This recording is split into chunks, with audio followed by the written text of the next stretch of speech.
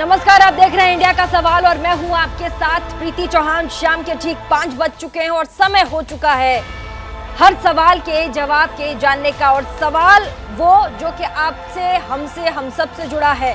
इसीलिए इंडिया के सवाल में हम ऐसा मुद्दा और सवाल उठाते हैं क्योंकि सवाल देश का है। आप सभी को पता है कि श्रीलंका में इस वक्त कैसे हालात हैं, श्रीलंका में आर्थिक संकट किस कदर पनपा है और ऐसे में वहां के राष्ट्रपति ने जिस तरीके से अपने आप को किनारा किया और देश को उथल पुथल के हालत में छोड़कर भाग खड़े हुए, ऐसे में भारत उनके साथ खड़ा है और लगातार निगाहें बनाए हुए है कि श्रीलंका यानी कि हमारे पड़ोसी देश में कुछ बड़ा ना हो जाए, उसके लिए भारत तत्पर है। हमारे विदेश मंत्री एस जयशंकर लगातार बातचीत कर रहे हैं वहां के एम्बेसडर से, साथ ही भारत में भी तमाम जानकारियां साझा कर रहे हैं और साथ ही जितने भी शरणार्थी हैं उनको लेकर उन्होंने ये भी कहा है कि फिलहाल ऐसी कोई संकट शरणार्थी को लेकर नहीं है, लेकिन हमारी निगाहें बनी हुई है। लेकिन इसी बीच तृणमूल कांग्रेस के विधायक इरशीद अली, उनका बयान आता है और वह कहते हैं कि जिस तरीके से इस वक्त श्रीलंका में हालात है उसी तरीके से हालात हमारे देश में होने वाले हैं।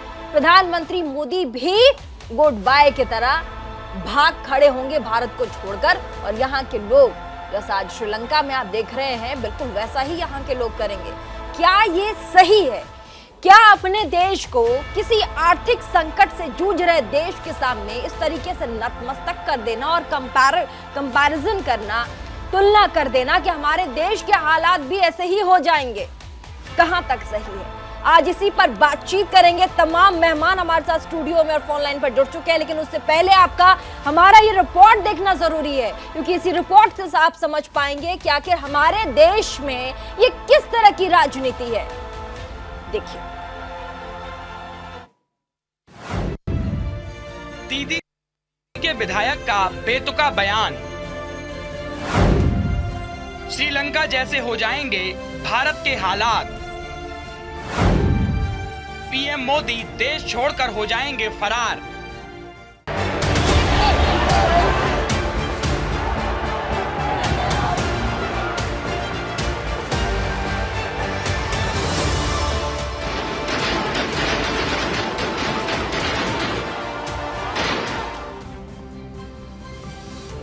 आजादी के बाद से अब तक के सबसे भीषण आर्थिक संकट से जूझ रहा श्रीलंका हिंसा की आग में झुलस रहा है।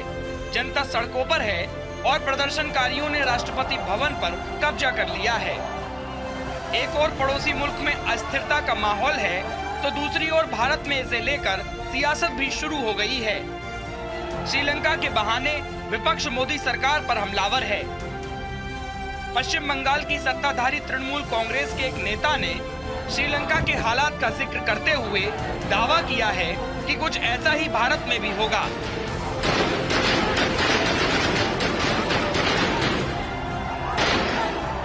दरअसल दीदी की पार्टी के विधायक इदरीस अली ने जो कुछ कहा है उसे सुनकर या तो आपको बहुत हंसी आएगी या फिर विधायक जी के बौद्धिक ज्ञान पर बहुत तरस आएगा। प्राइम मिनिस्टर टोटली फेल्योर, तब तो श्रीलंका में क्या हुआ उससे भी ज्यादा शायद होगा। मोदी जी को भी भागने पड़ेगा, मोदी जी को रिजाइन करके भागने पड़ेगा। टीएमसी विधायक इदरीस इतने पर ही नहीं रुके, उन्होंने ये तक कह दिया कि मौजूदा हालात बरकरार रहे तो भारत के हालात श्रीलंका जैसे हो जाएंगे। श्रीलंका में वो हाल तो मेरा ख्याल से यहाँ मोदी जी का हो जाएगा, मोदी जी का प्रधानमंत्री का वही हाल होगा जो हालत चल रहा है। इज वेरी बैड जो इंडिया में जो चल रहा, Modi ji totally failure, prime minister totally failure, तब तो श्रीलंका में क्या हुआ उससे भी ज्यादा शायद होगा। मोदी जी को भी भागने पड़ेगा, मोदी जी को रिजाइन करके भागने पड़ेगा। बता दें कि इदरीस अली ने पहली बार इस तरह की टिप्पणी नहीं की है। इदरीस पहले भी अटपटे और विवादित बयानों को लेकर सुर्खियों में रह चुके हैं। जनवरी 2016 में इदरीस अली ने प्रधानमंत्री और आतंकवादियों के बीच संबंध होने की बेतुकी बात कहकर विवाद पैदा कर दिया था। इदरीस अली ने ये बयान पठानकोट एयरबेस पर आतंकी हमले के बाद दिया था। सलीम साहब दिन के अंदर मुंगेरी लाल के सपने देख रहे हैं और ऐसे सपने देख रहे हैं जो कभी पूरे नहीं होने वाले हैं। भारत एक मजबूत लोकतंत्र है और नरेंद्र मोदी जी के हाथों में भारत सुरक्षित भी है और तेजी से तरक्की भी कर रहा है। 9.2% की विकास दर से भारत तरक्की कर रहा है। भारत की अर्थव्यवस्था सबसे तेजी से बढ़ने वाली अर्थव्यवस्था प्रधानमंत्री मोदी जी ने बना दी। अब आपने किसी और कंपनी का हरे रंग का चश्मा लगा लिया है जिसमें आपको भारत की तरक्की दिख नहीं रही, तो कसूर आपका और आपके चश्मे का है। जरा खुली आंखों से देखिए, बढ़ता हुआ भारत, ताकतवर बनता भारत, विश्व की शक्ति बनता भारत सामने। गौरतलब है कि आर्थिक संकट से जूझ रहे श्रीलंका में सरकार के खिलाफ पिछले कई महीनों से विरोध प्रदर्शन चल रहे हैं। 9 जुलाई को बड़ी तादाद में प्रदर्शनकारी बैरिकेड तोड़कर राष्ट्रपति भवन में घुस गए। हालांकि प्रदर्शनकारियों के कब्जा करने से पहले ही राष्ट्रपति गोटबाया राजपक्षे राष्ट्रपति भवन से 9-2-11 हो गए थे।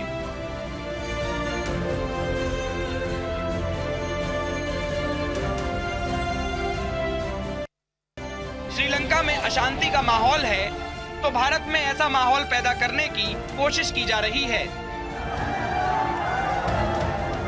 पीएम मोदी के भविष्य को लेकर ऐसे दावे लोगों को भ्रमित कर सकते हैं, क्योंकि पूरी दुनिया देख रही है कि भारत श्रीलंका का कितना साथ दे रहा है। हाल ही में भारत ने श्रीलंका की 3.8 बिलियन अमेरिकी डॉलर की मदद की है। बावजूद इसके विपक्ष के इस तरह के बयान महज सियासत नहीं तो क्या हैं? Bureau report, news India. तो बेतुकी बयानबाजी आप इसे कह सकते हैं, लेकिन क्या ये सिर्फ बयानबाजी मात्र है? क्योंकि दूसरे देश के हालात को देखकर हमें सबक लेना चाहिए, सीखना चाहिए और उम्मीद करनी चाहिए कि हमारे देश में कम से कम इस तरह के हालात ना बने। लेकिन ऐसे में क्योंकि आप विपक्षी पार्टी हैं और ऐसे में आप कुछ भी बोल देंगे अपने देश के लिए, यहाँ की जनता के लिए, प्रधानमंत्री के लिए। और ऐसे में आज इसी मुद्दे पर बातचीत करने के लिए हमारे साथ टीएमसी के प्रवक्ता हैं संजय सरकार जुड़ चुके हैं, वीरेंद्र वशिष्ठ हैं प्रवक्ता कांग्रेस के हमारे साथ जुड़ चुके हैं, ऋषभ तिवारी नेता बीजेपी के हैं हमारे साथ जुड़ चुके हैं, दीपक वोहरा थोड़ी देर में जुड़ जाएंगे, साथ ही शरद कोहली अर्थशास्त्री हैं हमारे साथ जुड़ चुके हैं। आप सभी का बहुत बहुत स्वागत है सबसे पहले। और साथ ही जिस तरीके से बयानबाजी की जा रही है इस वक्त श्रीलंका में जो कुछ चल रहा है उसको लेकर के, और अगर हम इदरीस की बातों को सुन लें जो कि विधायक हैं टीएमसी कांग्रेस के बंगाल में, आप इसको कैसे देखते हो? और सबसे पहला जो मेरा सवाल है वो भी संजय सरकार से, आप ही की पार्टी के नेता हैं संजय जी, और इस तरह की बयानबाजी इतनी बेतुकी कि सीधा श्रीलंका में जो कुछ चल रहा है उसको भारत से तुलना कर दें और ये कह दें कि हमारे देश के प्रधानमंत्री भी भाग लेंगे और यहाँ के लोग उनका यही हाल करेंगे जिस तरीके से भी श्रीलंका में आर्थिक संकट देखने को मिल रहा है। अच्छा प्रीति जी, आपको सबसे बड़ा जानकारी है मेरे देश में बैंक घोटाला कितना के हुए हैं? 10 लाख करोड़ का ऑलरेडी बैंक घोटाला हो चुका है। आरबीआई के गवर्नर ने सौरभ पांद्रे बोल के महाराष्ट्र के एक व्यक्ति आरटीआई किया तो उसको ऊपर में किया गया, उसमें 29 आदमी बैंक घोटाला किया, उसमें 28 आदमी गुजरात के हैं। सबसे बड़ा बात है, आपको मालूम है 29,80,000 करोड़ रुपया लोन लिया है अदानी, एक पैसा बैंक में जमा अभी भी नहीं किया है, एक पैसा बैंक में जमा नहीं किया। अगर ये पैसा लेके ये फरार हो जाएंगे तो इस अर्थव्यवस्था का स्थिति कहां पर जाकर रुकेंगे? आपको ये भी व्यापार जानकारी है? आपको हिंदुस्तान के जो काफी कॉर्पोरेट है पैसा लेकर बैठे वो बैंक में पैसा नहीं दे रहा है। तो सबसे बड़ा, अगर ये लोग फरार हो जाएंगे तो मेरे अर्थशास्त्र जो है ऑटोमेटिकली मतलब टूट चुकेंगे। और आज के तारीख में डॉलर 80 रुपया हो चुके हैं। आपको जानकारी है कि नहीं मेरे को मालूम नहीं है। लेकिन सबसे बड़े बात है मेरे देश में आज साइनिंग इंडिया, डिजिटल इंडिया के बात बोल रहे हैं। जितना छोटा व्यापारी है आज रास्ता में आकर, सड़क में आकर रो रहे हैं। एक तो जीएसटी के मैटर में रो रहा है, नोटबंदी के समय इतना बड़ा इनको हानि हुआ है। सबसे बड़ा बात क्या मिलो, मेरे देश में हीरा चोर जो होता है उसको सजा मिलता है, हीरा जो चोर होता है वो फरार होकर देश से भाग जाता है। यही तो देश का कानून है आज के तारीख में। और देखिए कहां नौकरी है आपको, मतलब ऑटोमोबाइल सेक्शन में मोदी जी आने के बाद में 5 मिलियन आदमी को नौकरी जा चुके हैं। बीएसएनएल 50,000 करोड़ रुपया लॉस कर चुके हैं। यूनियन बैंक ऑफ इंडिया जिसको Punjab, United bank of India जिसको पंजाब नेशनल बैंक को मार्क कर दिया गया, उसमें कितना लॉस हुआ मालूम है? 14,000 करोड़ रुपया लॉस हो चुके हैं। पंजाब नेशनल बैंक लॉस में चल रहा है। इंडियन ओवरसीज बैंक और बैंक ऑफ महाराष्ट्र को बेचने के लिए ऑलरेडी नोटिफिकेशन हो चुके हैं। बीपीसीएल, भारत पेट्रोलियम कॉर्पोरेशन जिसके लिए ऑक्शन में दिया जाएंगे इसको। इंडियन ऑयल को साथ में अदानी को आपको पीपीपी मॉडल करके दे, इंडियन रेल को अदानी रेल कर दिया ठीक गया। है संजय जी, आपका कहना है कि आर्थिक मोर्चे पे, एक सेकंड संजय जी, आपका कहना है आर्थिक मोर्चे पे देश मतलब भारत इस वक्त चरमराया हुआ है, उसकी माली हालत ठीक नहीं, आप यही कहना चाह रहे हैं इनडायरेक्ट वे में, आप यही कह रहे हैं ना? नहीं, मेरे आपको कहने पता का है, एक मतलब सेकंड, है, आपने जो कहा वो मैंने समझ लिया, और आप ये कह रहे हैं कि क्या मुझको पता है या नहीं। मैं आपसे पूछती हूँ, भारत ने श्रीलंका में कितना इन्वेस्टमेंट किया है, क्या आपको पता है? देखिए इन्वेस्टमेंट इंडिया गवर्नमेंट में जो किए नहीं, हैं, आप आरोप लगा रहे हैं मुझ पे भी और साथ ही इस टॉपिक पे भी। मैं आपसे सिर्फ इतना पूछूंगी, नहीं, भारत ने जो पैसा खराब हो जाने वाला भारत है, ने अगर वो कितने का पैसा इन्वेस्टमेंट किया? डूब जाए, भारत ने मेरे देश का इन्वेस्टमेंट, किसान अरे का सर पैसा ठीक है, है, ठीक है, मजदूर आप का जो पैसा कह है, रहे हैं बिल्कुल ठीक है, आप आपका पैसा है, मेरे पैसा, सब जो ठीक है, आप फिर रिक्शा मुझसे चलाता है, बहस करके मेहनत कोई से फायदा पहुंचता नहीं। मैं आपसे किसान जो सिर्फ सुबह 4 बजे संजय से सरकार लेकर जी, शाम को संजय 6 बजे सरकार तक जी, काम कर दो, संजय उसको पैसा सरकार है। सरकार उसको जी, पैसा ऐसे है। मैं कह रही हूँ आपसे, आपने बता दिया ना कि भारत सरकार के पास क्या कुछ गिरवी है, भारत के ऊपर कितना कर्ज है, आपने सब कुछ बता दिया, कौन कौन पैसा लेके भागे, आपने बता दिया। ठीक है, ठीक है, मैं मान के चलती हूँ, आप सही कह रहे हैं। एक सवाल सिर्फ मेरा, भारत ने श्रीलंका में इन्वेस्टमेंट कितना किया, क्या आप बता पाएंगे?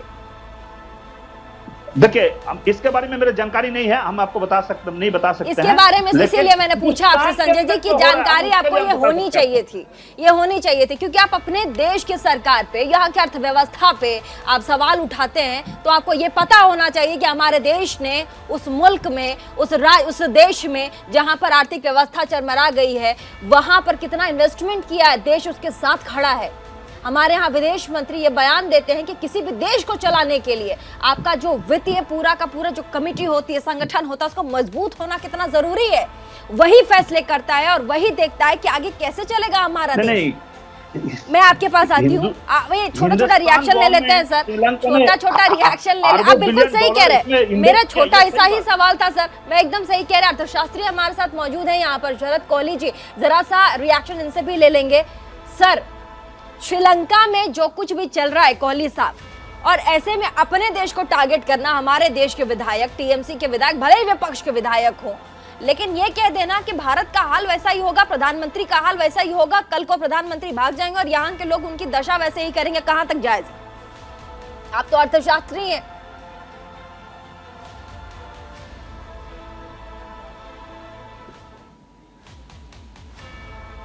आप शायद म्यूट पे, आपने म्यूट पे रखा हुआ, एक बार अनम्यूट करके बात कीजिएगा प्लीज। जी अब आवाज आ रही है? बिल्कुल बिल्कुल, बताएं। मैं राजनीति से नहीं आता प्रीति, मैं अर्थशास्त्र के जगत से आता हूँ। बिल्कुल। माननीय प्रवक्ता जो टीएमसी के बोल रहे हैं, उनकी बात पे मैं एक डॉक्टर के पास बैठा था, तो उसने पूछा, कोई आया, उसको पेट दर्द था, तो उसने कहा साहब मेरे पेट दर्द का कारण ये है कि ऊपर से एक हवाई जहाज जा रहा है। तो ये कुछ ऐसी बात हो गई, जो बातें इन्होंने माननीय प्रवक्ता ने रखी हैं, वो तो अपना अर्थव्यवस्था और अर्थशास्त्र की जगत से उसको उस लिहाज से समझना तो हंसी की बात होगी। मैं उनको बता देता हूं कि भारत और श्रीलंका में क्या अंतर है, 4-5 चीजें बता देता हूं कि उसमें क्या अंतर है, फिर वो बेहतर जान पाएंगे कि क्या भारत को उससे कंपेयर करना चाहिए। श्रीलंका की आबादी दिल्ली की आबादी से थोड़ी सी फालतू है। पहले चलिए हम भारत की आबादी 140 करोड़ है, दिल्ली की आबादी 2 करोड़ है, वहां की 2 करोड़ 20 लाख है।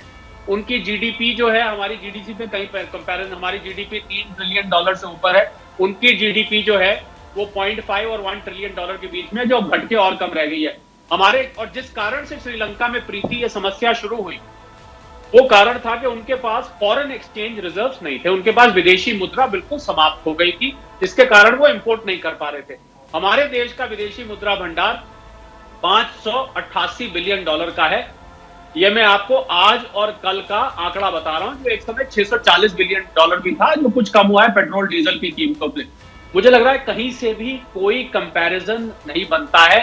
भारत और श्रीलंका को कंपेयर करना, अंग्रेजी में कहावत होती है कंपेयरिंग एप्पल्स विद ऑरेंजेस, तो ये ऐसे ही होगा जैसे आप सेब को संतरे से कंपेयर करके देख रहे हैं कि साहब उसका स्वाद एक जैसा है, वो देखने में एक जैसा है।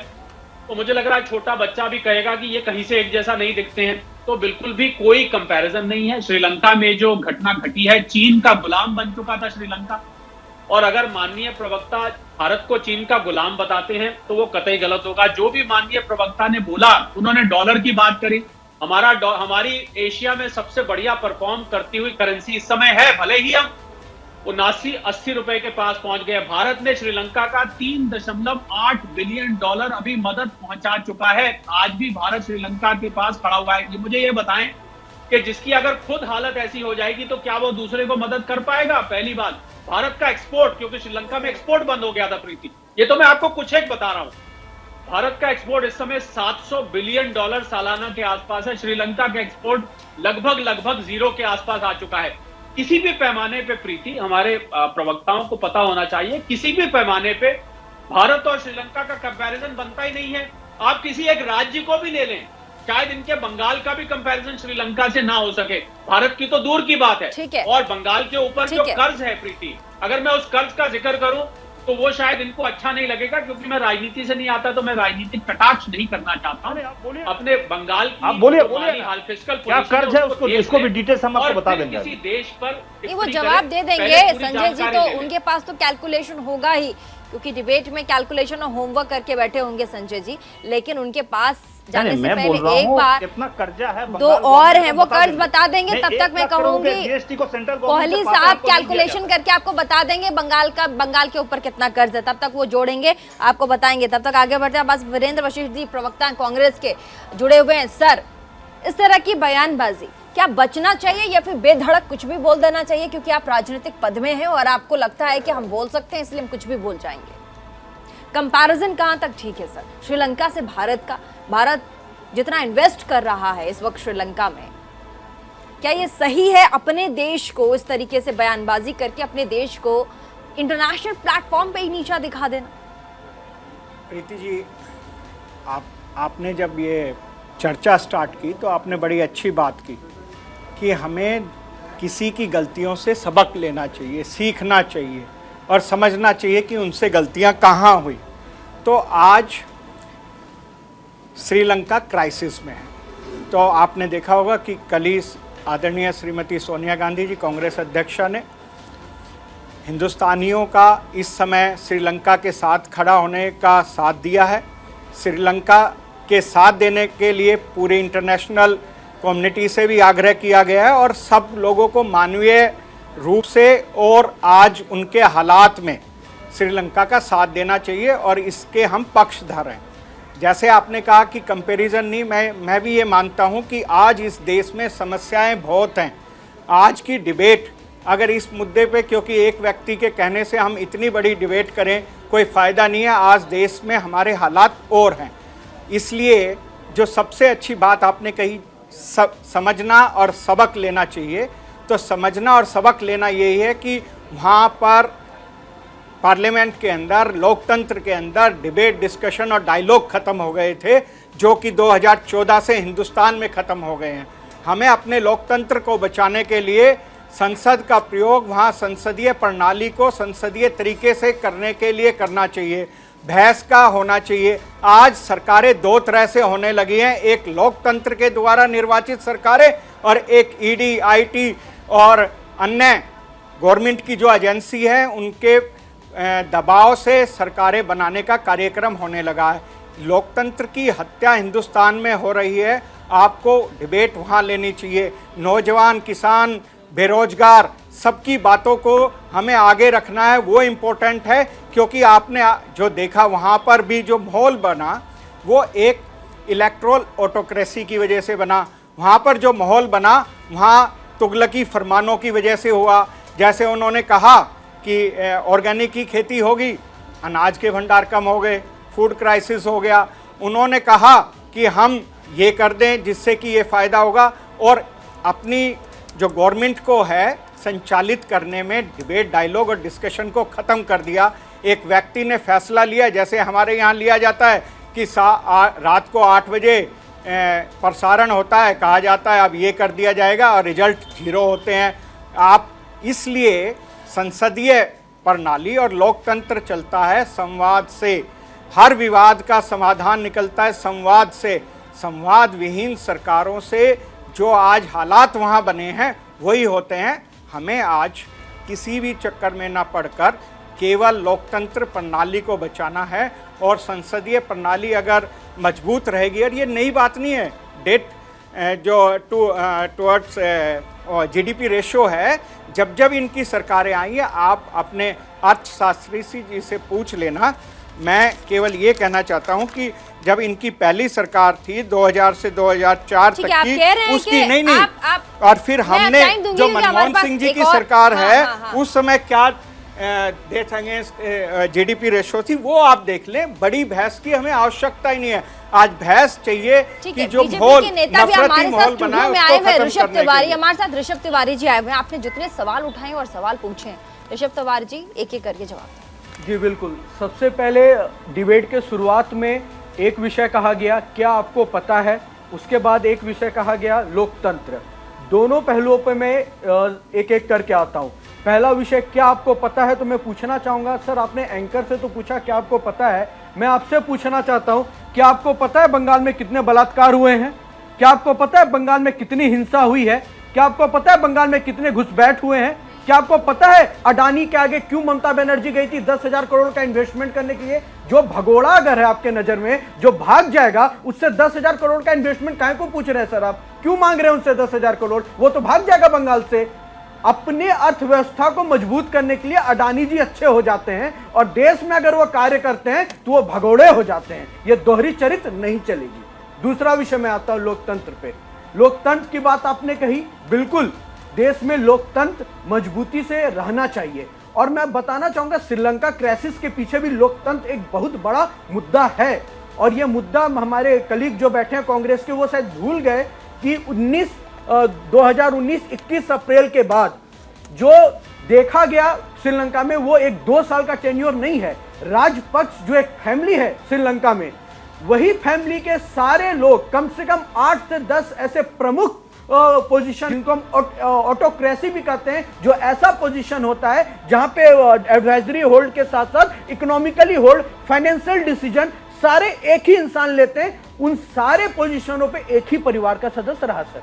तो लोकतंत्र की बात आपको सोचनी चाहिए। परिवारवाद एक बहुत बड़ा है श्रीलंका के कारण। तो कांग्रेस पार्टी अगर इस विषय पे इशू क्रिएट करती है, लोकतंत्र की बात करती है, तो कम से कम अपने पार्टी में जरूर लोकतंत्र वो लाएं। भारत का लोकतंत्र बहुत खूबसूरत है सर। मैं बीच में नहीं बोला, सुनने की क्षमता रखिए। लोकतंत्र यहाँ संजय जी कुछ बोलना चाह रहे हैं। संजय जी कुछ बोलना चाह रहे हैं। प्लीज मुझे आप है ना मेरी बातों का जवाब दे। आपने कोई बात का जवाब नहीं दे रहे। संसदीय लोकतंत्र को खत्म कर दिया और मेरा भी नहीं है। आपने अरे आप जवाब नहीं दे पा रहे हैं तो उसका मतलब ये नहीं। आप जवाब दीजिए, लोकतंत्र प्रणाली को क्यों खत्म कर दिया आप? भारतीय जनता पार्टी पार्लियामेंट संवाद के लिए बनी है। किसी भी मुद्दे पर चिल्लाने से सच्चाई नहीं दबती है। किससे सवाल जवाब करे? कांग्रेस के राहुल गांधी से, जो लंदन में जाके चुप हो जाते हैं हिंसा और अहिंसा के डिबेट। राहुल गांधी जिसको बोलने नहीं आता उससे संवाद करे। सोनिया गांधी जी जो एक सामूहिक बैठक में नहीं आती है उससे संवाद करे। ऐसे चिल्ला-चिल्ली डिबेट का हिस्सा मैं नहीं बनता हूं, क्योंकि आपके पास जवाब है। चाइना आपके पास जवाब नहीं है। ठीक है संजय जी, हमारे साथ संजय सरकार भी है। संजय सरकार भी हमारे साथ है। जो आदमी चाइना के सरकार भी हमारे साथ है। बोलते क्यों नहीं उसके खिलाफ?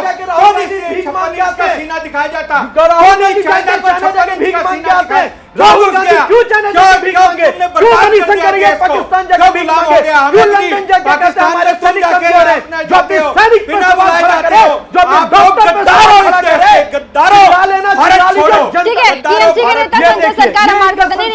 ठीक है संजय जी, संजय सरकार, संजय जी दोनों को चुप नहीं कराया। ठीक है संजय जी, संजय सरकार। अरे नहीं, मैं बोलना चाहता हूँ, बिल्कुल संजय गुजरात मॉडल ऑफ गुजरात। गुजरात में 3 लाख करोड़ रुपए लोन है। ऋषभ जी रुक जाइए।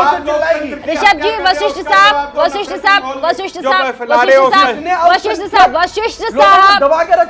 ऋषभ जी, संजय सरकार। मैं पूछ रहा हूँ, मैं भारतीय जनता पार्टी के जो प्रवक्ता बैठे हैं उसको मालूम है गुजरात में 3 लाख करोड़ रुपया कर्जा है। गुजरात मॉडल, एक टीचर को 4 साल का कॉन्ट्रैक्ट में लिया जाता है, उसको 5,500 रुपया तनख्वाह दिया जाता है। ठीक है, महीना का तनख्वाह। गांधीनगर का एक वक्त का खाने का कीमत है 150 रुपया। ठीक है। नंबर 3, मेजबाना में एक स्कूल है, वहां पर 900 स्टूडेंट हैं। 900 स्टूडेंट अमित शाह के घर के पीछे, 3 टीचर मिलकर चलाता। हमने पूछा था आप स्कूल 3 टीचर 900 स्टूडेंट को कैसे चलाता है? उसने बोला था हम ऑडियो का भी, मेरे देश के जो ये स्टूडेंट है, जो भविष्य है, उसको ऊपर में चलाया जाता है। गुजरात इंडस्ट्रियल डेवलपमेंट कॉर्पोरेशन, जिसको बोला था GIDC, ये नरेंद्र मोदी ने बनाया है। आजादी के बाद में पंडित नेहरू ने बनाया था इसको। आप वापिस से ये उमरगांव से स्टार्ट होता, महाराष्ट्र छोड़ने के बाद में, दानू जाने के बाद में प्रीति जी इस पे जवाब ले लेंगे। जवाब मैं लूंगी, जामनगर में जवाब लूंगी, आपका ही जवाब लूंगी। ऋषभ जी छोटे से ब्रेक के लिए रुकेंगे, छोटे से ब्रेक के लिए जवाब मैं आपका ले लूंगी। छोटे से ब्रेक के लिए रुकते हैं, उसके बाद सीधे ऋषभ तिवारी बीजेपी के नेता उनसे जवाब लेंगे। कहा जा रहा है टीएमसी के विधायक हैं संजय सरकार, कह रहे हैं कि गुजरात के ऊपर कितना कर्ज है क्या आपको पता है, और ऐसे में कर्ज के तेरे भारत दबा हुआ है, लगातार टीएमसी के विधायकों का कहना है। और इसीलिए सवाल इंडिया का यही रख रहा है कि क्या जिस तरीके से श्रीलंका में इस वक्त आर्थिक संकट है, क्या भारत में भी वही आर्थिक संकट मंडराने वाला है? लगातार विपक्ष इस पर सरकार को घेर रहा है। क्योंकि सिर्फ छोटे से ब्रेक के लिए, ब्रेक के बाद भी खबरों का सिलसिला लगातार जारी है। कहीं मत जाइएगा, देखते रहिए इंडिया का सवाल, क्योंकि सवाल देश का है।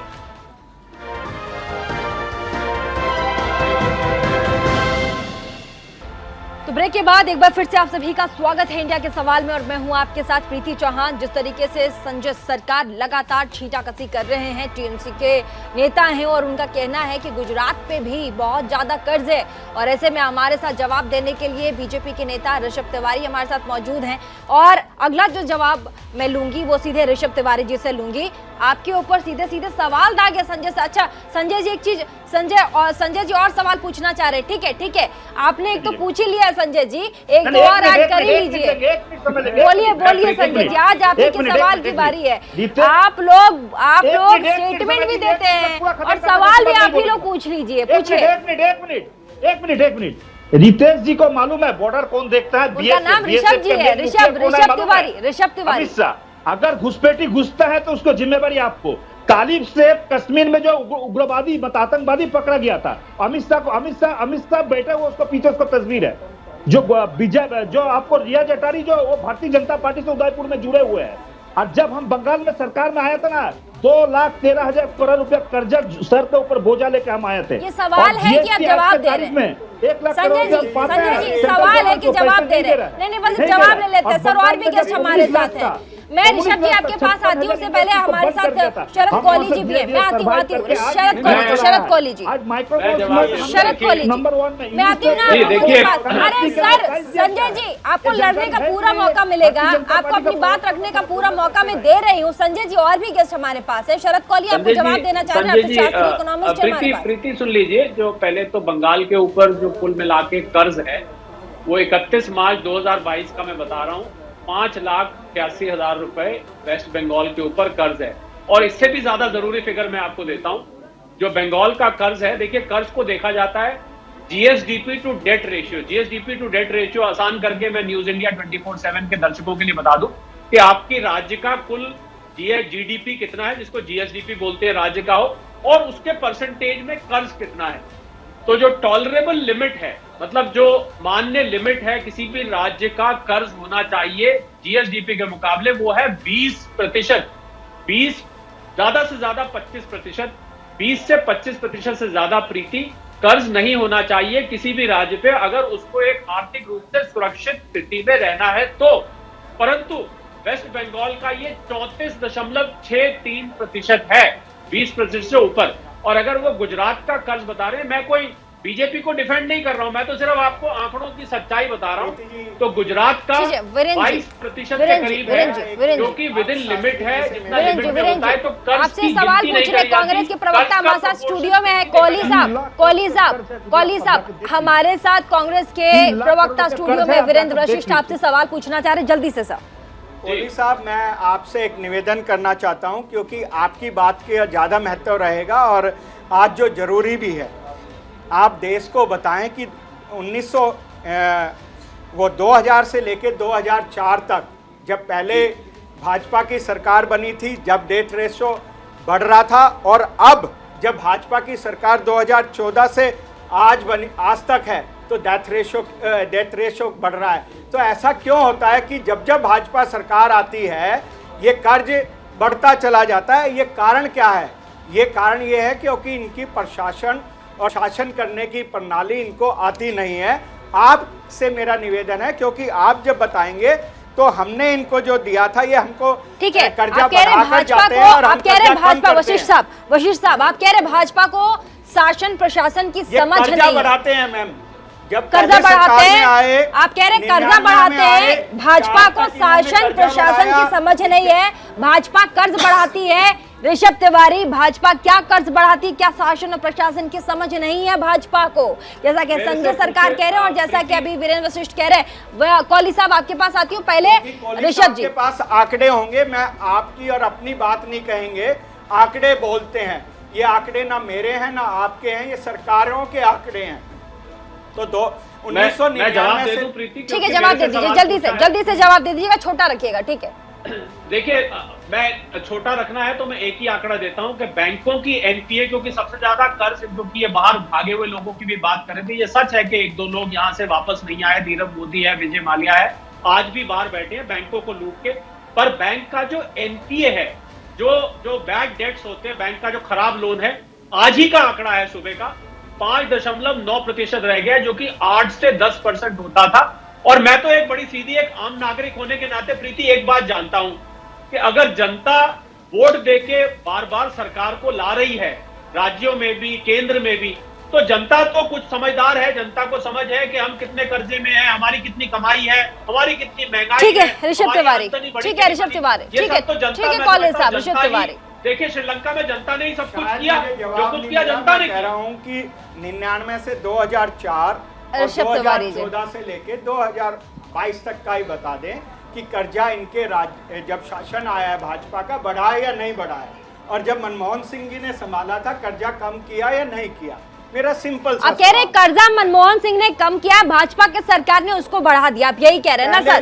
ठीक है, अटल जी के टाइम पे बनी तो कर्जा बढ़ा और आज बनी है तो ऋषभ जी बताइए, प्रशासन ऋषभ जी ठीक है सर, सवाल समझ गई मैं। प्याज खाने वाली वित्त मंत्री से ये वित्त नहीं संभाला जाए। सर आपने बोल लिया, मैं बीच में इंटरप्ट नहीं किया। उम्मीद करूंगा यहाँ तो लोकतंत्र आप रखेंगे और सच्चाई को सुनने की हिम्मत भी रखेंगे।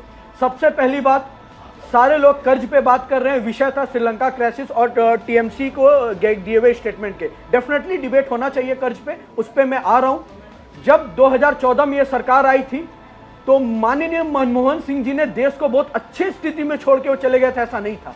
1 लाख कर्जा कितना था? अरे सर जी वही बता रहे, सुनने की क्षमता रखिए। अगर नहीं सुनने की क्षमता रखते हैं नहीं, तो अपने पार्टी के अंदर अरे आप बात पे आओ ना, झूठ फैलाने पे मत जाओ। मैं आपसे केवल कह रहा हूँ 99 से 2004 का बता दो। आप नहीं बता, जवाब आपके पास है नहीं, आप नहीं बता पाएंगे। मैं आपसे आप छोड़िए, मैं 1999 से 2004 का बता दो, आप 2014 से 2022 का बता दो, कर्जा बढ़ाया नहीं बढ़ाया वो बता दो। आपको शासन प्रशासन नहीं करना आता है, प्याज खाने वाली आप मेरे को, और आज क्या हाल है जो आज हालात कर रखे आपने देश के अर्थव्यवस्था खराब करते जा रहे हैं। आप झूठ बोल सकते हैं, आप चिल्लाते रहो, सच्चाई सुनने की हिम्मत आपको नहीं है, सच्चाई एक्सेप्ट करने की हिम्मत आपको नहीं है। आपके पास जवाब नहीं है, जवाब दे दीजिए। 18,000 गांव में बिजली नहीं पहुंचाई, जिस कांग्रेस पार्टी ने 70 साल तक एक एम्स के बदले 16 एम्स तक कर्जा बढ़ाया, 2014 से लेकर 22 तक क्यों कर्जा बढ़ रहा है? कर्जा क्यों बढ़ रहा है? कर्जा क्यों बढ़ रहा है? कर्जा क्यों बढ़ रहा है? कर्जा क्यों बढ़ रहा है? कर्जा क्यों बढ़ रहा है? कर्जा क्यों बढ़ रहा है? कर्जा क्यों बढ़ रहा है? कर्जा क्यों बढ़ रहा है? मोदी सरकार ने कर्जा क्यों बढ़ रहा है? मोदी सरकार ने कर्जा क्यों बढ़ रहा है? मोदी सरकार ने कर्जा क्यों बढ़ा रखा है? चोरों को क्यों फायदा हो रहा है? क्यों वित्तीय चोर भाग रहे हैं? सारे चोर क्यों होते हैं? क्यों आतंकवादी भी आपके साथ है? ऋषभ जी और वीरेंद्र जी, ऐसे बात समझ में नहीं आई, बात ऐसे समझ में नहीं आई। वीरेंद्र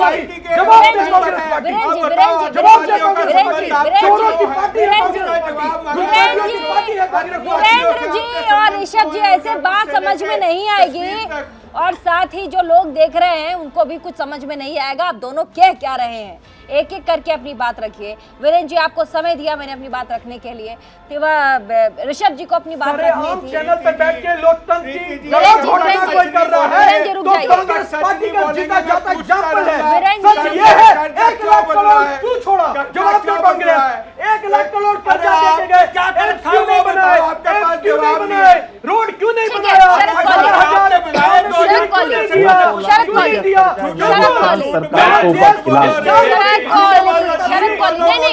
सर ऐसे बातचीत नहीं होगी, नहीं सर ऐसे बातचीत नहीं होगी, नहीं सर रुक जाइए। ये ड्रामा कर रहे हैं, एक जवाब झूठ बोलो। वीरेंद्र जी ये इसका जवाब दे दो, जनता जवाब ही देगा।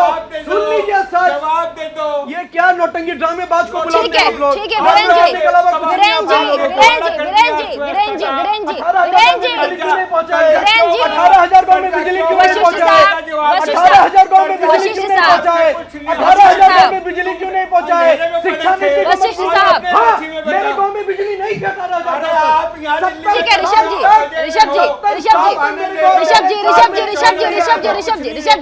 देखिए ऐसे नहीं बात होगी सर। वशिष्ठ साहब ऐसे बात नहीं होगी। ऋषभ जी आप तो रुक जाइए। ऋषभ जी देखिए ऐसे बात नहीं होगी। ऋषभ जी देखिए मैं म्यूट करवाना पड़ेगा, म्यूट कर दीजिए आवाज को म्यूट कर दीजिए, दोनों की आवाजों को म्यूट कर दीजिए, आवाज म्यूट कर दीजिए प्लीज, आवाज म्यूट कर दीजिए। हमें आपकी आवाज बंद करनी पड़ेगी सर। नहीं ऐसे डिबेट नहीं होगा सर, नहीं प्लीज। ऋषभ जी वशिष्ठ ऐसे डिबेट नहीं होगा, ऐसे डिबेट नहीं होगा सर, डिबेट ऐसे नहीं हो पाएगा। म्यूट कराना पड़ जाएगा प्लीज सुन लीजिए, दूसरे लोग हैं वो भी देख रहे हैं, ऐसे आप लड़ रहे हैं, बात नहीं हो पा रही है। शरद जी ठीक है बस हो गया। शरद जी प्रीति मैं ये सोच रहा था कि दर्शक क्या सोच रहे होंगे कि ये प्रवक्ता दोनों बड़ी पार्टियों के प्रवक्ता हैं, वो इस तरीके से बात कर रहे हैं। बिल्कुल आपने ठीक कहा, ये कोई तरीका नहीं है बहस करने का। देखिए रुक जाइए वीरेंद्र जी, आप बीच में जब आप बोल रहे थे तो ऋषभ जी ने बोला नहीं बोला है ना, वशिष्ठ जी भूल जाइए, थोड़ा सुन लीजिए।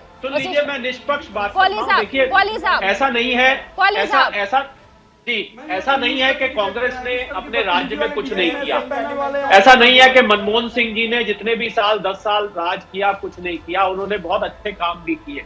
पर जनता क्या देखती है, जनता एक तुलनात्मक दृष्टि से देखती है कि दोनों में ज्यादा अच्छा कौन सा है।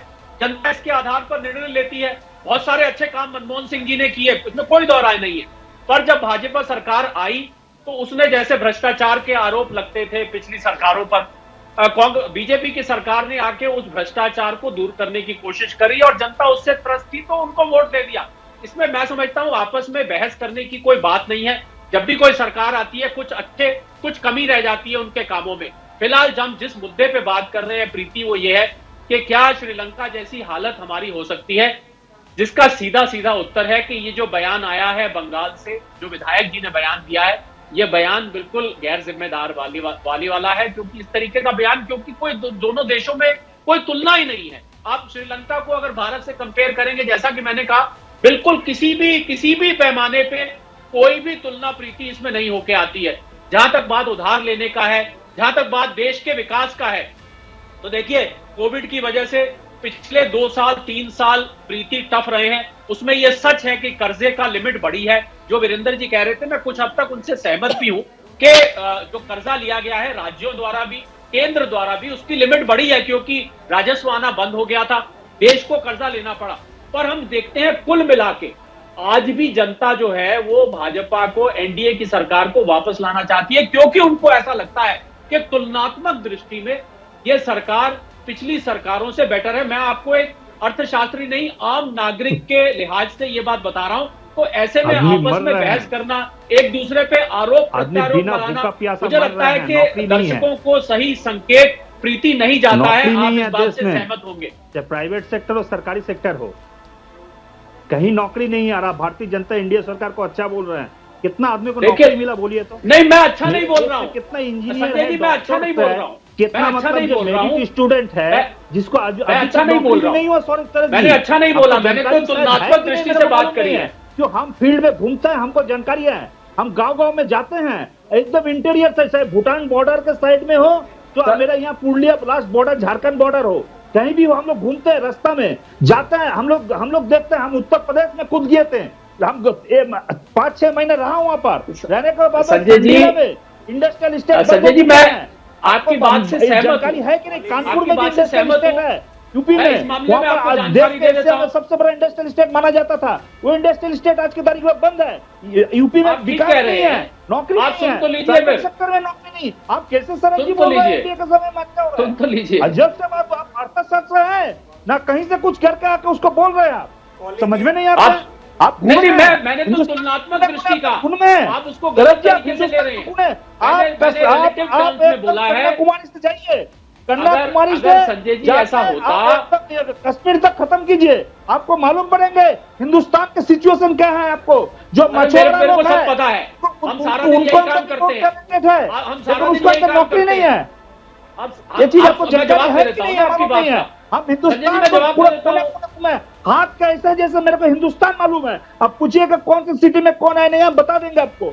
लेकिन शरद जी ऐसे प्यार मत दीजिए, आप एक अर्थशास्त्र आदमी है, जहां पर हिंदुस्तान की इकोनॉमिकल सिस्टम बिल्कुल बर्बाद हो चुके हैं। अच्छा, जहाँ चलिए, नौकरी नहीं है, मेरी एक बात आपको का जवाब जानकारी दे नहीं है। गुजरात में आपको मालूम है, पूछने का ऊपर अधिकार है संजय जी से। कितना मैं फैक्ट्री एक बनता है, सवाल आपको पूछ सकता मालूम है? हूं? प्रीति, हाँ, मैं हाँ, सवाल वो पूछ भी सकता संजय हूं? जी आपसे सवाल पूछ रहे हैं हमारे यहाँ। हाँ पूछ संजय जी ऋषभ कोहली जी आपसे माफ कीजिएगा, शरद कोहली जी आपसे सवाल पूछ रहे हैं। वैकेंसी के लिए गुजरात में संजय थोड़े से जी, सवाल का संजय जी, सरकार साहब, आपको सारे दिन सरकार साहब, अकेली पर। अरे सरकार साहब, मैं आपसे सवाल पूछ, सवाल मेरे पूछ सवाल का जवाब दे दीजिए। सवाल पूछ रहे आप ये सवाल बताइए, सवाल का संजय जी, संजय जी, संजय जी, संजय जी, सवाल का जवाब सवाल पूछ रहे हैं आपसे। मैं आपसे पूछ रहा हूँ, कुछ जवाब दे दीजिए। आप भी बोलिएगा। शरद जी अरे आप कहाँ भी से बोलते बोलिएगा हैं? ना, झूठ बोलते हैं आपको ये पूछने तो दीजिए। मेरे आप जो पूछने तो दीजिए। वो कॉलेज का ये तो principal है। संजय जी, संजय ये तो जी, खाली अरे संजय जी आप ही से सवाल पूछ रहे हैं वो।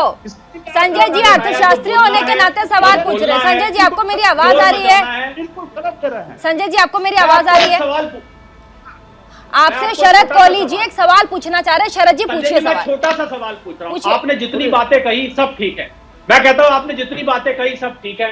बेरोजगारी फैल रही है, इनकम गिर गई, लोन चढ़ गए। मैं एक छोटा सा सवाल एक आम नागरिक के हैसियत से पूछता हूँ। मैं अर्थशास्त्री होकर पूछूंगा तो जवाब नहीं दे पाएंगे। मैं आम नागरिक होकर पूछता हूँ कि अगर ऐसा है, चारों तरफ नकारात्मकता है, तो फिर कैसे होता है कि ये सरकार को बार बार लोग इलेक्ट कर लेते हैं? बंगाल की बात नहीं कर रहा मैं, बाकी के सेंटर में, बाकी राज्यों में, यूपी बहुत बड़ा राज्य है, कैसे हो जाता है कि सरकार बार बार इलेक्ट होके आ जाती है? संजय जी मेरी सीधा जवाब दे दीजिए आप, क्योंकि आप सब जानते हैं। जिस दिन बैलेट में वोट हो जाएंगे ना, भारतीय जनता पार्टी के 7 सीट नहीं मिलेंगे। जिस दिन बैलेट में वोट हो जाएंगे 7 सीट नहीं मिलेंगे। जियो को जो ये है, ठीक है ऋषभ जी जवाब दीजिए। जिस दिन बैलेट पेपर पे वोट होगा उस दिन भारतीय जनता पार्टी को 7 वोट नहीं मिलेगा कह रहे हैं। बैलेट को चुनाव कर दीजिए, अगर आ जाएंगे तो हम राजनीति छोड़ देंगे। जी जी हम जी संन्यास कर देंगे राजनीति से। दादा आपकी ममता बनर्जी जो सीएम बनी है वो इसी ईवीएम से सीएम बनी है, तो पहले इस्तीफा दिलवाइए ममता दीदी को, उसके बाद फिर हम बैलेट पेपर से करवाते हैं इलेक्शन। बताइए कब इस्तीफा दिलवा रहे हैं? संजय जी, कब इस्तीफा दिलवा रहे हैं ममता दीदी को? जीतते हैं कर देंगी दीदी इस्तीफा। संजय जी, जहां से जीते, जहां संजय से जी, भारतीय जनता पार्टी को संजय- जीतने का उम्मीद तो दूर के बात है। दादा कब दिलवा रहे हैं दूर के ममता बात दीदी को है, इस्तीफा? वहां पर भी जीतते हैं सिर्फ ईवीएम आपकी ममता दीदी जिस कब दिन इस्तीफा बैलेट दे पे रही वोट हो है? जाएंगे, तरज जी आपको भी ये मुंह से जो बात है ना वो निकल जाएंगे। और आप बोल रहे हैं ना अर्थशास्त्र के बारे में, 1500 वैकेंसी गुजरात के लिए, 12 लाख लड़का आदमी वहां ऋषभ पर तिवारी, apply करते ऋषभ हैं। तिवारी हमारे ये साथ गुजरात बीजेपी को के बोलना नेता भी पता है मौजूद है। आपको। संजय सरकार जी आपको मेरी आवाज आ रही है या अपनी बात रखे जाएंगे आप? संजय सरकार जी आपको मेरी आवाज आ रही है? संजय सरकार जी, संजय सरकार जी, संजय सरकार जी आपको मेरी आवाज आ रही है? संजय जी, संजय जी आपको मेरी आवाज आ रही है? संजय जी स्टूडियो में हमारे साथ बीजेपी के नेता ऋषभ तिवारी हैं। वो कह रहे हैं कि अगर आप बैलेट पेपर पे वोट कराने की मांग कर रहे हैं कि अगर बैलेट पेपर पे बीजेपी चुनाव लड़ती है तो 7 वोट नहीं मिलेंगे। ऐसे में आपको ऋषभ तिवारी जी कुछ कहना चाह रहे हैं? जी बोले दादा मैं ये कह रहा था कि बैलेट पेपर पे ही इलेक्शन करा लेते हैं। ममता बनर्जी कल इस्तीफा देंगी, उनको बोलिए कल इस्तीफा दे देती है। मैं पार्टी के समक्ष रखता हूँ ये विषय को, कल इस्तीफा देंगी दीदी? दे देंगे। ठीक है, आपको तो आप 60 ऑफिशियली अनाउंसमेंट आज कीजिए, पूरा जनता देख रहा है देश का कि दीदी इस्तीफा देंगी। अनाउंसमेंट आप कराइए आज, पूरा देश देख रहा है। इसी चैनल पे कल हम बैठेंगे फिर डिबेट में, बात करेंगे रुझानों की, बात करेंगे इलेक्शन कैंपेनिंग की। घोटाला हुआ ना, ऑपोजिशन अगर सर घोटाले की बात करेंगे तो मैं आसनसोल के बगल में एक जगह है मिहिजाम जामताड़ा, झारखंड के तो जो बॉर्डर पड़ता है बंगाल के, क्या कनेक्शन है दादा भाई का अभिषेक बनर्जी के साथ? पूरे कोल माइंस का क्या कनेक्शन है अभिषेक बनर्जी के साथ? नमूना है। जमीनी हकीकत की बात करते हैं तो मैं आपसे जमीनी हकीकत के ही सवाल पूछता हूँ सर। बहुत छोटे से जगह से आता हूँ, संघर्ष करके आप दिल्ली में जगह बनाया हूँ, क्या कनेक्शन है दादा भाई का अभिषेक बनर्जी के साथ? चाहे सलानपुर और उत्तरायणपुर हो, 10,000 करोड़ में क्या घोटाला है सर? जवाब दीजिए इसका, जवाब दीजिए। पूरा चुनाव में ये चर्चा का विषय था, जवाब दीजिए आप इसका। ये तो लोकतंत्र का सबसे बड़ा बात है।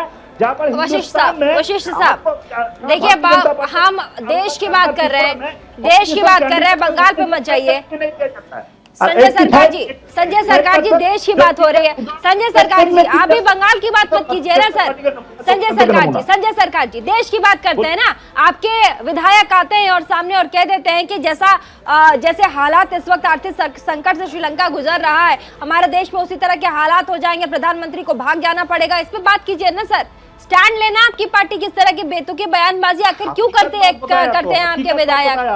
जितना लूटपाट हिंदुस्तान के ऊपर में हुआ ना, ये जितना पैसा लूटपाट किया है, मैं आपको बता रहे हैं, इतना पैसा लेके ये जितना व्यापारी को लोन दिया है, ये सब फरार हो जाएंगे, ये भी फरार हो जाएंगे। और मेरा देश श्रीलंका से भी बेहतरीन, मतलब और भी भयंकर खराब हो जाएंगे। और यहाँ पर भी चावल का कीमत 500 रुपया, वीरेंद्र वशिष्ठ साहब कुछ कहना चाह रहे हैं, कीमत 5,000 कहिएगा वीरेंद्र साहब। होने जा रहा है वीरेंद्र साहब, इसी के लिए ऑपोजिशन को गला दबा दादा, ऑपोजिशन रहेंगे तो दादा सुन भी लीजिए। संजय दादा साहब, दादाजी सुन लीजिए, माफ कीजिएगा, ये पैसे से मतलब संजय सरकार जी सुन लीजिए। वशिष्ठ साहब बोलिए। बेचने और खरीदने के लिए जाते हैं। प्रीति जी, डिबेट की शुरुआत जो भी आज रखी गई थी हालात पे, मैं फिर मेरे कोहली जी को धन्यवाद देना चाहूँगा कि उन्होंने एक निष्पक्ष रूप में जो बताया कि कर्जा बढ़ रहा है, उसके लिए आपका धन्यवाद। एक प्रश्न मेरा और है आपसे, क्योंकि आज सत्य सबके सामने आए, उससे फ़ायदा देश को भी है, सबको है। कोहली जी, क्या 2014 4 से 14 तक जो पेइंग कैपेसिटी और परचेज कैपेसिटी हर हिंदुस्तानी की थी, क्या 2014 से 22 में है? वशिष्ठ साहब कैमरे पे देख के बोलिएगा। मैं केवल आपसे ये जानना चाहता हूँ कि जो पेइंग कैपेसिटी थी, परचेज कैपेसिटी थी हिंदुस्तानियों की, 4 से 14 में ज़्यादा थी या 14 से 22 में ज़्यादा है? बस, क्योंकि आपके पास सारे आंकड़े हैं। मेरे पेइंग कैपेसिटी से क्या ये पता चल सकता है कि आने वाले समय में भारत श्रीलंका जैसा बन जाएगा सर? इन्वेस्टमेंट भारत की श्रीलंका में कितनी है सर? कैमरे पे सर, आर्थिक संकट आया है, आर्थिक संकट नीतियों की वजह से आता है, आर्थिक संकट नीतियों की वजह से आता है। हमारे सर विदेश मंत्री जयशंकर प्रसाद लगातार कह रहे हैं कि हमारे आर्थिक नीति जिस तरीके से हमारी स्ट्रैटेजी है इकोनॉमी को लेके, वो काफी स्ट्रांग है। ऋषभ जी जी, इन्होंने हालांकि कोहली जी से सवाल किया था, लेकिन मैं डेफिनेटली मैं जवाब दे दूं, क्योंकि उन्हीं के पास उत्तर है वो। नहीं, जवाब इस पे मैं भी दे देता हूं। आपका नहीं, ये क्या, क्योंकि वो जवाब ये जवाब ले लीजिए ना ऋषभ जी, जवाब ले लीजिए ना वशिष्ठ साहब। पूछा ही नहीं है, क्योंकि आपसे जो पूछा उसका जवाब मिला नहीं। आपको जवाब सुनने की हिम्मत नहीं आप लोगों को। तो सत्य, ठीक है, सच्चाई बता दीजिए ऋषभ साहब, सच्चाई आप ही बता दीजिए। फिर आप भी सच्चाई लेकर के बैठे हैं, आप पे लगातार इल्जाम पे इल्जाम लगाए जा रहे हैं, तो सच्चाई बता ही दीजिए आप भी कैमरे पे। केवल कोहली जी बता देंगे, देश अर्थशास्त्री। मैं जवाब दे दूं? ठीक है, जवाब दीजिएगा। देखिए, ऐसा है कि ये सच है कि कोविड से पहले भी हमारी अर्थव्यवस्था बहुत अच्छी हालत पे नहीं थी, पर इस समय हम अगर परिप्रेक्ष्य में देखें, पूरी दुनिया की अर्थव्यवस्था के सामने बहुत बड़ा चैलेंज है। और मैं आपको एक बहुत जरूरी जानकारी दे दूं जो हमारे सभी माननीय प्रवक्ताओं के लिए काम की होगी, कि 30 से 40 देश इस समय दुनिया में ऐसे हैं जो कि श्रीलंका की हालत की कगार पे खड़े हैं, मतलब उनकी वही हालत होने की कगार पे, जिसका कारण है दो मुख्य। पहला, पैंडेमिक जो आया उसने पूरी दुनिया को त्रस्त किया। दूसरा, रशिया यूक्रेन के युद्ध ने पूरी दुनिया की अर्थव्यवस्था को उथल पुथल कर दिया है, बुरी हालत है। ये बात सच है वीरेंद्र जी कि जो परचेजिंग पावर पैरिटी जिसको हम कहते हैं, जिसको आप कह रहे हैं कि परचेजिंग पावर कितनी, ये सच है कि परचेजिंग पावर ओवरऑल बेरोजगारी की दर ले, पूरी इनकम ले, उससे कुछ कमजोर हुई है। परंतु इसको हमें परिप्रेक्ष्य में समझना चाहिए कि पूरी दुनिया की ही हालत, आपको हैरानी होगी जान के कि दुनिया के विकसित देशों की भी हालत इस समय खराब है। हम तो विकासशील देश हैं, पर फिर भी भारत की अर्थव्यवस्था, ये आप सबको मिला के, बंगाल को मिला के भारत की अर्थव्यवस्था बनती है। हम दुनिया की छठी, अभी 5वीं थे, अभी यूके हमसे थोड़ा सा आगे निकल गया। हम दुनिया की छठी सबसे तेज बढ़ती हुई और सबसे बड़ी अर्थव्यवस्था है। $3.3 ट्रिलियन हमारी जीडीपी है। और ये मुझे लगता है कि सारे देश, सारे राज्यों को मिला के प्रीति हमारी अर्थव्यवस्था बनती है। ठीक है सर, छोटा सा रखेंगे। ऋषभ तिवारी जी, छोटा सा। ऋषभ तिवारी जी, आपने जल्दी सामने से रखा। सबसे पहला विषय जो परचेसिंग पावर का इन्होंने हालांकि क्लैरिफिकेशन दे दिया, उसके बावजूद मैं 2 आंकड़ा रख रहा हूं। सेक्टर ऑटोमोबाइल में सबसे ज्यादा गाड़ियां इस बार बिकी हैं, और रियल एस्टेट जो एक तरह से बोला जा रहा था कि डाउन गया था, जब अटल जी भी आए थे तो डाउन चला गया था, अभी भी डाउन जा रहा है, उनमें भी बाकायदा बढ़ोतरी हुई है, अच्छे तरह से ग्रोथ किया है। और तीसरा विषय सेल्फ इंटरप्रेन्योरशिप, काफी ग्रोथ हुआ है, उसका जीता जाता एग्जाम्पल मैं आपको दे रहा हूं। जो गांव में बैठे बुनकर समाज की महिलाएं हैं, वो चाहे माध्यम झार क्राफ्ट हो, चाहे ट्राइब्स हो, उनके माध्यम से गांव में बांस का सूप बनाने वाले भी डिजिटल प्लेटफॉर्म पे जाके बेच पा रही हैं। तो हमने जॉब की परिभाषा ऐसे भी बदलने का प्रयास किया है। और सबसे महत्वपूर्ण विषय, श्रीलंका आज इकोनॉमिकल क्राइसिस से जूझ रहा है, उसके पीछे अगर कोई बहुत बड़ा हिस्सा है तो वो एक परिवारवाद और लोकतंत्र की हत्या है, जो कहीं ना कहीं हम पे उंगली उठाने वाले अपने अंदर आकलन जरूर कर लें। ठीक है, छोटा सा रखेंगे। एक चीज और प्रीति, आप इजाजत है, छोटी सी चीज संजय सरकार से पहले ले लेते हैं, छोटा सा। संजय सरकार से भी ले, संजय जी मैं आती हूँ, कॉली साहब आती हूँ, छोटा सा, बस छोटा सा आंसर संजय सरकार से। देखिए, इतना बड़ा अर्थशास्त्र आदमी लोग बैठा है। श्रीलंका का मेन कारण क्या है, वहां पर बड़े इंडस्ट्रीज नहीं था, इंडस्ट्रियल नहीं था, टोटली टूरिज्म के ऊपर डिपेंड था। उसको 3 शहर सबसे बड़ा शहर है, कोलंबो, त्रिकोमाली और बत्तीकलवार, जहां पर इंडस्ट्रीज बोल के कुछ चीज है ही नहीं है। वो एक्सपोर्ट के ऊपर में उसको कुछ नहीं, इंपोर्ट के ऊपर में बहुत सारे निर्भर था। और इंडिया में 2004 से लेके 2019 तक और ड्यूरिंग द पीरियड है $1.7 बिलियन वहां पर इंडियन लोग इन्वेस्ट किया था वहां पर। ठीक है, इसके कारण में देखिए, जहां बड़े इंडस्ट्रीज नहीं होता है, जिसका टूरिज्म के ऊपर रहता है, मेन शहर त्रिकोमाली, कोलंबिया और बट्टिकलवार है, वहां पर अगर कोई बड़े इंडस्ट्रीज नहीं रहेंगे तो वहां पर तो ऑटोमेटिकली आपको मालूम है कोलैप्स हो सकता है। सिर्फ सरकार के ऊपर में डिपेंड करके तो सरकारी कितना होता है, पूरा शहर में अगर पूरा स्टेट ये कंट्री में होगा 2 to 3% सरकारी नौकरी होता है, बाद बाकी 97% कहाँ जाएंगे, किसी को बिजनेस करने पड़ेंगे, किसी को इंडस्ट्रीज के ऊपर निर्भर करने पड़ेंगे। लेकिन उस स्थिति नहीं था, इस कारण में वहां पर जो अर्थशास्त्र था जो उसको कोलैप्स हो चुके हैं।